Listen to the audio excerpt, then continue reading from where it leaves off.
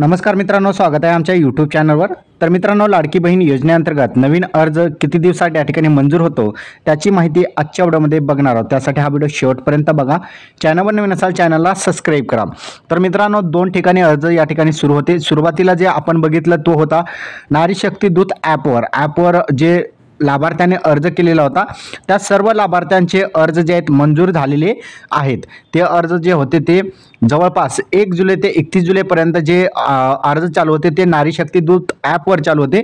आता जे अर्ज चालू आहे ते वेबसाईटवर चालू आहे आणि वेबसाईटवर जवळपास 50 लाखपेक्षा अधिक जे अर्ज आलेले आहेत। म्हणजेच आपण बघितलं की जे पोर्टल आहे, जे ॲप्लिकेशन आहे त्याच्यावर 1,64,00,000पेक्षा अधिक अर्ज आलेले होते आणि वेबसाईटवर बघितलं की 50 लाखपेक्षा अधिक या ठिकाणी अर्ज आलेले। म्हणजे जवळपास महाराष्ट्रातील 2 कोटी महिला ज्या आहेत या ठिकाणी या योजनेअंतर्गत अर्ज केलेले आहेत।